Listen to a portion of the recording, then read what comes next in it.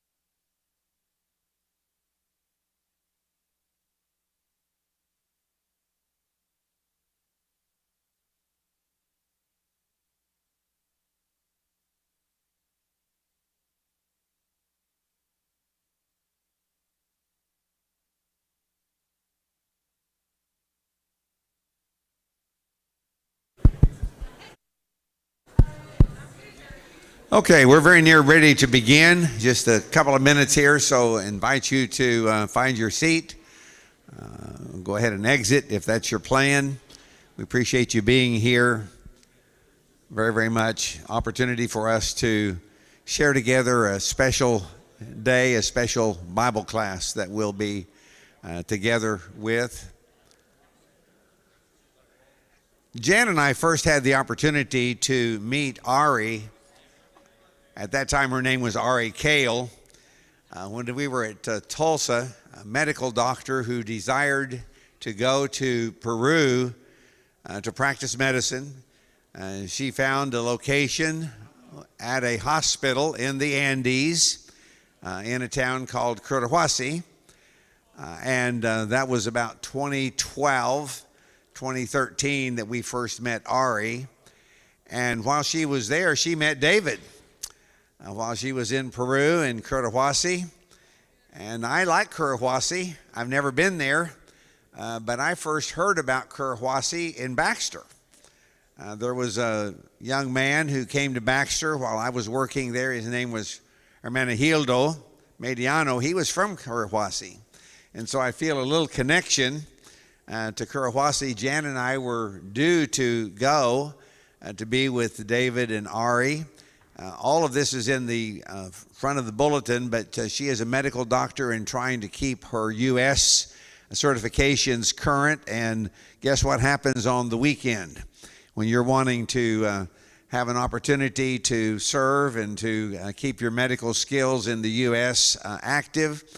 This was a great day great weekend to get some time in the ER and some time serving. So Ari is not able to be with us this morning. We welcome David. We are not supporting directly the work that David and Ari do. Jan and I have an interest through Latin American leadership development, and of course we as a church are involved with Latin American leadership development. I want to begin with a word of prayer, specifically asking God's blessings on the work that is done there. We cannot pray too much, and then we'll give David the time that is here. We saw his pictures, and he has a lot of pictures. Let's pray together. Father, we're grateful because you love us and care for us. We ask that we might have hearts that focus on the great needs of our world. We're thankful for Ari's willingness to go. We're thankful for the work that David and Ari do at the school and at the hospital, and especially what they do to continue to reach out through the church and to young people. We ask you to bless David this day as he speaks to us, and that we might come to understand, and we're thankful for the opportunity to meet others whose hearts beat with our hearts for taking the gospel to the world. Bless this time together in Jesus' name. Amen. Thank you, Bob. It's a great opportunity to stay here. Thanks for the invitation. And originally, I'm from Peru. And Bob, don't worry about the pictures. We make this presentation in church, houses, small groups. And I know my wife talked more than me. And it will be sure for you. We are the Rafaels. Okay, where I need to. Oh, it's on. Okay. Good. This is the girl who is in the left corner. She's Ari. She's my wife. She's younger there. There's her family there. And when she was 16 years old, she decided to baptize her. And when she decided that, God put in her heart to be a missionary doctor. And she worked for that, and God gave the opportunity to serve with her profession. And this is me, my family, my mom, my stepdad, my 3 brothers, and the American guy who's there. He was a missionary in Peru, an American missionary. He encouraged a lot of my family there. And when I married with Ari, he was the preacher in the wedding, and because he speaks English and Spanish, and our wedding was in 2 languages. And I baptized too when I was 15 years old. At that age, I decided to serve the people in my country. I never in my mind was going another country or make missions. I was thinking going to the jungle in Peru, share the gospel. And yeah, we met in Peru in the Andes mountain in Curahuasi. There is my beautiful wife. We married in 2016. We are 10 years now. And we have 2 beautiful daughters, Grace, and my oldest and my youngest, Jedediah. And they come with me. Maybe we'll see later. And we come to USA for some medical appointments, for presentations, and this time we want to present the mission where we work. The mission where we work, they call Dios Pisuyana, who is in Quechua language, because many of the people there speak Spanish, but also speak the indigenous language, because the Quechua, the language of the Incas. So Dios Pisuyana is the name of the mission, and we work there. My wife is a doctor. She worked like a doctor missionary. I am a teacher. I work in the mission school there. Oops. Okay. The mission started with a couple of German. They traveled around South America, and they decide to serve a God like a missionaries, and they go to Machu Picchu. But going for that place in Peru, they found The big difference was the capital of Peru, Lima, either Cusco, which is Machu Picchu, and the other places in Peru was a lot of property.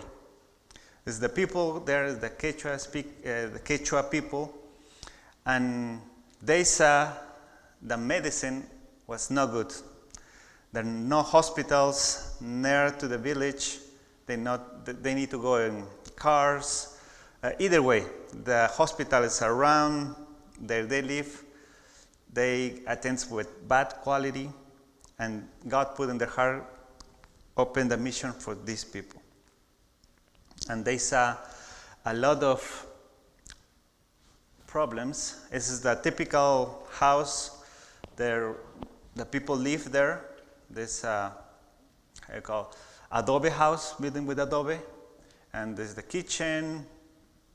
Sometimes the animals they're around there, and they decide these people need a good medicine, and this is the typical farmer. Now they're coming a little tractors to help with the agriculture, but they use bulls and sometimes they use horses. Yeah, because the people don't go to the hospital, many diseases there increase the problems in the past time and continue development. And yeah, according to a study from the last census, only 1/3 of Quechua natives with serious physical problems receive adequate medical treatment. The woman in the picture is suffering from advanced melanoma on the sole of her foot. Why didn't she seek medical advice much sooner? Now her life is almost certainly beyond saving. I will read a little more about the cases like I showed you before. Because there's the medical stuff. My wife she's the doctor, she knows more about this. The couple start to build a hospital and start the mission hospital in Peru. It's a couple for Germany. And they receive a piece of land in Peru, in Curahuasi, and they decide to build a hospital there. And this family from Germany start a new home. They decide buy a house there. They rebuild the house. This was the kitchen there. This is the dryer, typical dryer there. Either way, my family continue using in the floor there, the dryer. And this is the family when they arrive.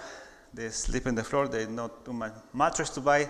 In that time, if the missionaries want to buy something, they need to go Cusco or Lima to buy stuff. The kids start study there. It was interesting for the local people see a blonde hair people, blonde kids. You know the Germans, they're more blonde in general. And they decide to build a hospital. What is needed?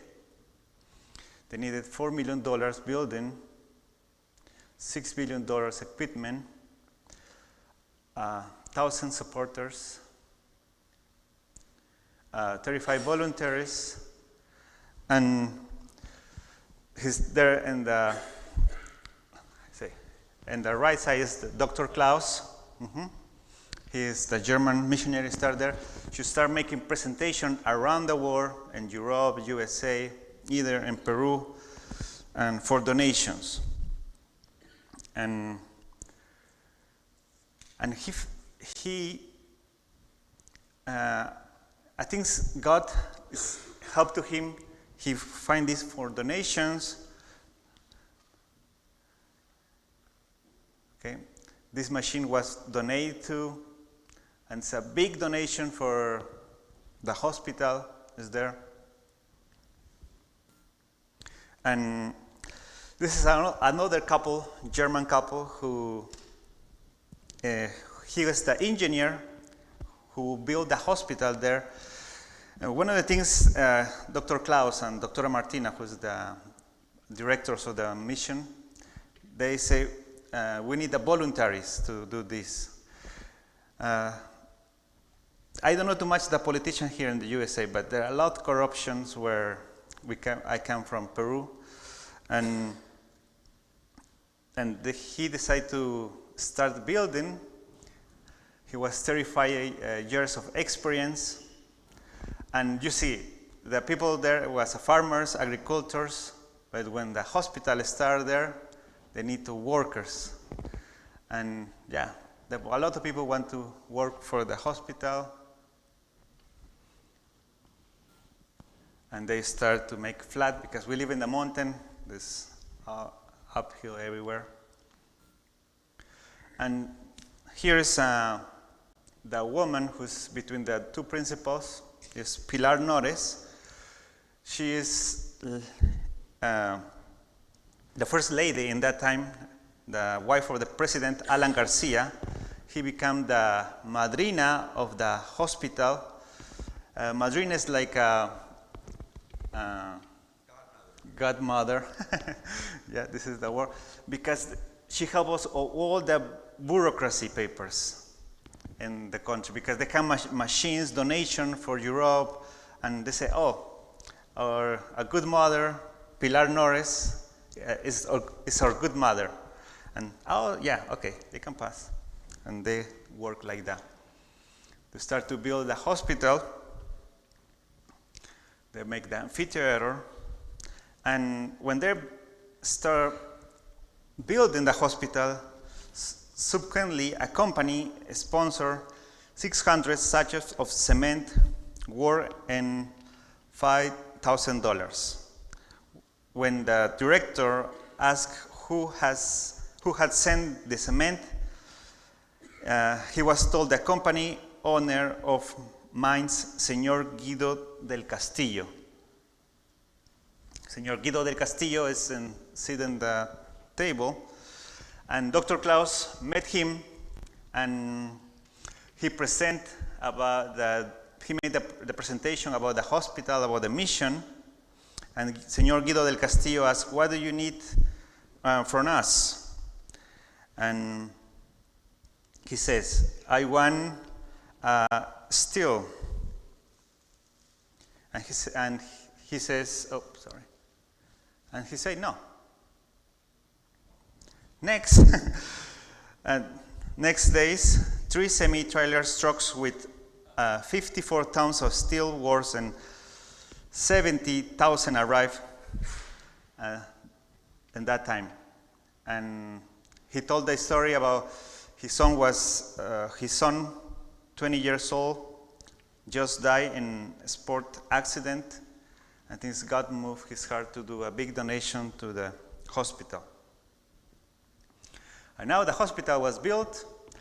All the patients for the local city come. The patients come all over the country to visit the hospital. They make lines. There's a lot of people there, and the hospital decided to make like a lottery for attending the people, because they can see everybody, and they have only 10 doctors right now. This is the amount of patients who attend.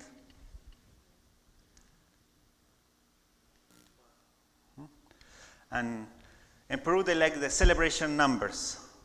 The man who is like a plastic yellow there is the patient number 600,000 patient in the hospital. And we have every morning in the hospital, they have a worship, they have a preacher, they share the gospel to the patients and the relatives around staying there. And this is why the mission started. The people who can pay a good hospitals, and there is Dr. Martina, the director of the hospital, is the Quechua people who live there. This is Dr. Klaus. He's a doctor too. He's making a gastro, I think so. And this is the ICU. The ICU attend to 1,213 patients until this date. This is an interesting story. We hear about the Venezuela happened 2 weeks ago. This boy was covered in earth and rocks for almost between 10 and 20 minutes. And I have the condition here. 12 years buried under stones and sand, could not breathe for 20 minutes. There was evidence of brain death, but he still had a heartbeat. They want to take him off the ventilator. Gladys Ortega, who's the lady down there, pray out aloud. If he walks out of here, I will organize his next birthday party. The next day, Dr. Martina walked in and he opened his eyes. Then he spoke his first word was gracias, thanks. Wow. And the lady who's praying need to make her promise. They celebrate the birthday. And yeah, and the first respondent in the village is the fire workers, the firefighters, because there are no another. The only ambulance, there are the firefighters there to bring the patients to the hospital. My wife can explain better this, but they don't have the first attendance. Either the firefighters, they don't have make the RCP to reanimate the people there. Only they do when they arrive to the hospital. We have operations there. Until this date, we have 20,172 operations.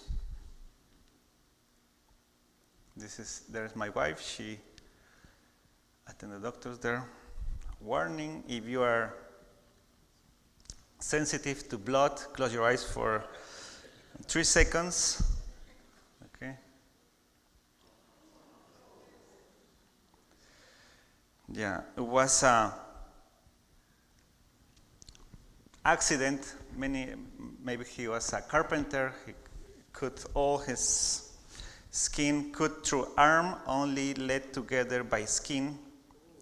Dr. Tim, the orthopedic surgeon, operated for 6 hours, retracting nerves, bones, tendons, blood vessels. He recovered all use and sensation. Wow. And we can see all the miracles God is doing in this hospital. This is why with many people in the country, they call it the Hospital of Miracles. And this is another case. It says 62 years old mom of 6 kids, Quechua, from Espinar, grows beans and potatoes, 11 centimeters aorta aneurysms. Wow. And they operate her. Dr. Thomas, vascular surgeon, who's in the left, I confuse my left and right here. And Dr. Lucas, the general and orthopedic surgeon, they operate her. This is her recovering, and she's ready for go home. Yeah. This is why it's the mission there, where the people can pay good attention. Yeah, and they come, people from Lima either come to the hospital. This is why we have social workers who can see, make the test, asking questions for see if the people really can pay or not. And either the people has a lot of dental problems there, and why the mission decided to build a dental clinic. And they said, oh, we make a dental clinic, we can make a ophthalmology clinic too. So the first floor is the dental, and the second floor, the ophthalmology clinic. This is the patients they can see in the dental and ophthalmology clinic. Now they celebrate the patient number 100,000. And they have the doctors working there. And now they have the machine. Wow. They make dentures, called like that. Either they can choose the color and everything there. And this is when my wife, she is so amazing about this mission. She visited another missions around the world. And so the German missionaries here, they're doing a great job. They're giving the best they can do for that people, for the love of God. They say, if God gives the best, His only Son, we need to give the best for the people. And this is the machine. My dad, they have the ophthalmology operations too. This is one girl who born with congenital problems. She never saw until the cataracts when she was a kid. And now she can see. The first time in her life, she can see. And God continued putting stuff, different things in the directors of the hospital. They decided to build the orthopedic buildings here. And this boy born with congenital problems too. But now they have the orthopedic there. This technology is only in Lima. There maybe have 2 or 3 hospitals in Lima they can do this. But now in the Andes on the mountain, God is making miracles there. Now this boy is so happy. He can walk and eventually play soccer. The people from South America, they like soccer too much. And they have the girl too. He didn't born with the left hand, and now she can use her hand. This Derwin, he was 31 years old. He lived in Cusco. He lost his arm and the 2 legs in an electrical accident, but now he can walk. And either he's here. And one thing I told you, we live 3 hours from Cusco, who's the tourist place city. And many people who don't have arms or legs, they see it and asking for money. But now Derwin can work. This is so amazing how it's doing there. They have diabetes problems. They lost their legs. Now they can walk. And this is the COVID time. There was 2,300 patients with COVID.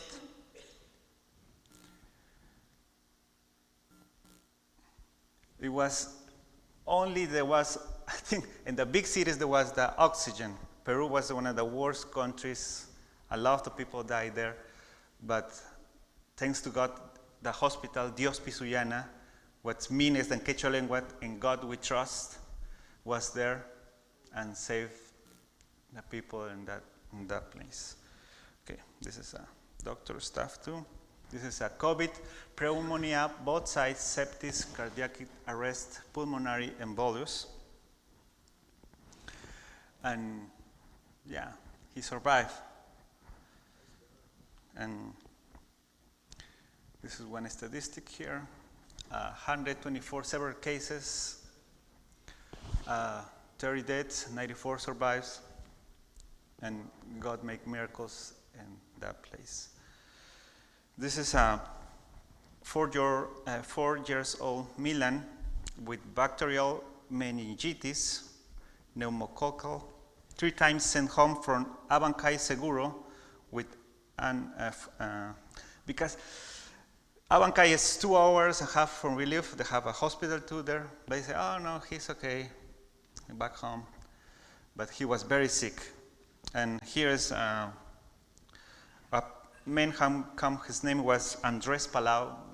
I don't know, it's a famous American preacher, is son of Luis Palau. He prayed that day with us in the hospital. And here is Milan. Now he can walk, climb, and learning to speak. And the hospital is aiming to have next year 20 years, and they then started. And the director, Dr. Klaus and Dr. Martina, they decide to retirement. And this is Dr. Benjamin. He's the urology there, and he will become the new director of the hospital, and we're praying for that. Because the local people, because it's a small town, the people know everything. No, oh, what happened? The directors will be left will not be the same. No, but we're praying for that family. God can continue using them. There's Dr. Klaus talking about the people say, oh, everybody want to go inside the hospital. Dr. Klaus, this is not a state hospital. We can attend all the people there. No, we trust in God, and the people who need it go inside. Either way, they have a emergency. They have nurses evaluate if there are emergency cases. They can go inside the hospital too. This is one of the Ari's patients with diabetes insipidus problem. She's so happy because he can find a medicine he never find in Peru. And this is an interesting story. He was Stefan Uder. He went to Donlan a son for patchwork, and accidentally he downloaded the book of the mission. And he was fascinated, tears ran down his face. At the end of his trip, he's already looking forward to the return of his journey, where he finally wants to continue listening. And he forgot about the mission. He was so excited, but his brother, chairman of radiology, on November the 20th in Berlin, Federal President Frank Walter awarded a German Future Prize, the Federal President Prize for Technology and Innovation for research Stefan Bieder and David Magrotsky from Siemens.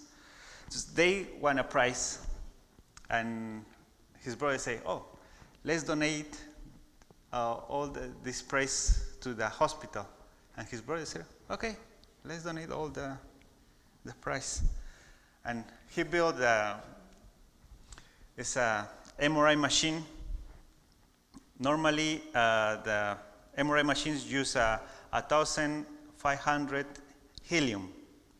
This machine only uses 0.7 liters of helium. And this was donated to the hospital. The directors go to Germany for receive the donation. Siemens, who was the business of the MRI machines, they said, I would triple the price for this machine, go to Peru. And it was the ceremony. And this machine arrived to Peru, and things, it's the biggest donation we receive now in the mission. It's the inauguration, and now this machine is for serve the people in Peru, in my country. I grew in Lima, but I know that the people in the Andes and the jungle, they have a lot of needs. Now the people can use the machine. And who pays the bill? 33% friends and donations, 20% missionaries, because they come from Europe and USA and other parts of the world, and they work for free. And this is so interesting for me when I met my wife, Ari, in Peru, because you can be missionary with your profession. In the past, when I was 15 years old, the tradition in the church was you need to be a preacher or evangelic missionary. It was good. But when I met my wife, I know you can be a doctor, a missionary. You can be a teacher, a missionary. You can be an engineer, be a missionary. And it was amazing for me. The companies pay 14%, and the patients pay the 33%. I think the patients, they need to pay almost $2 for see my wife to attend. So, they start the mission, but they know that people need listen the gospel of God. So they start the Club de Niños, the kids club. So they build a building where they can make the Club de Niños, the kid club, because it's the official religion in Peru is the Catholic. And when I come here, I see either the Catholics, they're different than here. They have like animisms, like the Inca tradition. In the past, the Incas carried the Incas on the shoulder because the thing is they are gods. And this tradition continue with the saints, St. Peter, St. Paul. They carry the saints on the shoulders. And they say, no, you can't go another church. It's then so difficult to invite to our church in Peru. But when the kid clubs open, the parents say, oh, you can go to the club, because it's not a church. And this is a year ago, one day, like yesterday, my wife decided we will celebrate 4th of July in Peru. They make hot dogs, yeah, sparkly water, and they make this is our fireworks there for the kids, and they celebrate the freedom in Jesus. Yeah.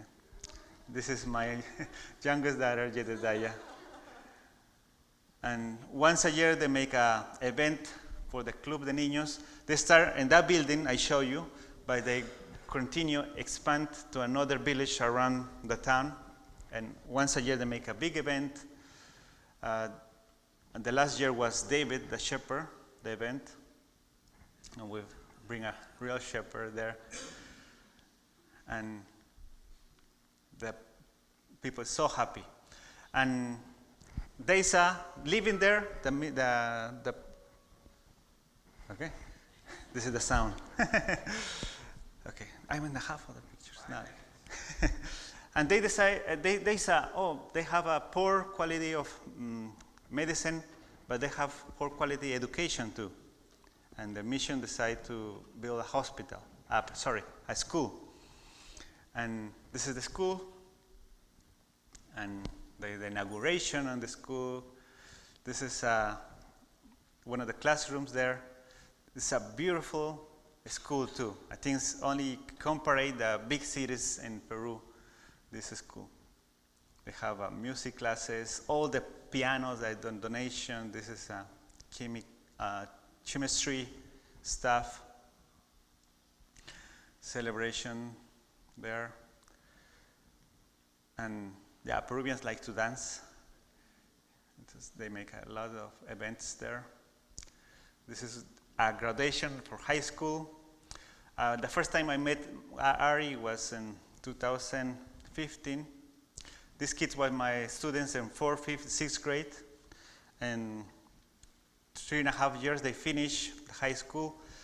And this kid finished high school. He's Igor. He wanted to be a doctor. It's too hard to enter the university. He made it. And his dad, who is our friend, he's so happy my son is a doctor. He will be a lot of money. But he said, I will be a missionary doctor. And yeah, this is my oldest the other classroom, they make like a pijamadas there. And you can see the missionaries study with the local kids there. Either the son of the mayor study there, the son of the farmer is there. And either way, we have like a social workers in the school también also. And they can see if the family can pay or no. And we can help the people there. Also, there are missionaries there to work for free. This is Jedediah's classroom, presenting the typical dishes. And this is Jedediah, presenting the guinea pig. One interesting thing about the Andes mountain, yeah, they like to eat guinea pigs. They're not pets, but if somebody invites you a guinea pig, you are special for them. This is Jedediah, dancing there. This is my class this year. I'm teaching 7th grade this year, math and English. And they want to come here. Teacher, put me in your suitcase. I want to go. Yeah. Now they're in classes because we're in opposite hemisphere. The summer there is in December. And yeah, I think 2 presidents come to the hospital because we have a heliport there, and they know the mission, and they say, "Oh, I like this mission. I want hospitals for all Peru like this." And Dr. Klaus, they say, "It's not possible because the hospital is be possible because these people, the missionaries." Because they can work for free, but work with the love of Jesus. And they come from different countries. The 90% of the missionaries are from Germany, and these are other countries that come the missionaries there. Right now, we are the only American missionaries there, and we're praying for more Americans. And the Germans, they're very hard with the Spanish stuff. And they work for health, education, prevention, values, and faith. I was fast this part. Now, years ago, God says we need to spread the gospel too. So they build a radio and television. And this is the family for Australia who come to help us with the radio and television. They listen. Dr. Klaus go to Australia. The family decide to sell all the stuff. The people say, "Oh, you're crazy." But they decide to go to Peru. And the people listen the story of the mission. They make a big donation for this family to come to Peru. And either way, that I think he told us was almost more that this mean, okay? And yeah, and one last picture. Dun, dun, dun, dun. You have a picture of the church? Yeah, this is the church. Yeah. Give us about 2 more minutes, and he's going to talk about how they're working in a local church. Mm-hmm. This is the Iglesia de Cristo, the Church of Christ there. And all the missionaries, they split the different churches because the mission is a denominational mission, but we are missionaries and we are part of the Church of Christ. And yeah, the church is from Adobe. This year working in a unity. This is the church. We cook in the dirt, a plate called pachamanca. And this is our events we make in the church. You can see the typical dress the people use there. And this is our members of a church. This is one of the guys who's studying Baxter, and not Bob Young. And the last year we come here, we have only the first floor of our classrooms, and we decided to make events for the teenagers because a long time ago, the church was focused on the adult people and not on the kids. And when my wife and we decided to work with the kids and the teenagers. And we have 2 German volunteers to help us. And we make events in the mountain. And the last year we can present, oh, this is so important. For 3 years working there, we didn't see any baptisms in the congregation. In the last year we pray, God, we want one baptism in the church. And God listen us, hear us. And this year we have 5 baptisms, 3 adults and 2 teenagers, for the glory of God. And 3 of them have the opportunity to do it for my first time. And yeah, they build, there's the elder there. You can see a little people there. There's the elder building the second floor and third floor of the children ministry. And yeah, they work so hard to receive donation for the USA, but they put the hard work. And now we have a classroom.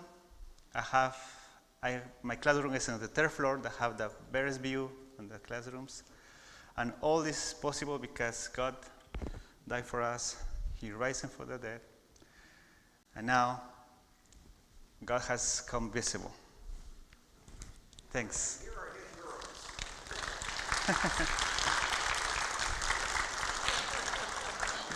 Hi. Okay. Thank you very, very much, David. Thank you for the few extra minutes. And if you have any questions, he'll be happy to try to answer them for you. Thank Have you. a blessed day.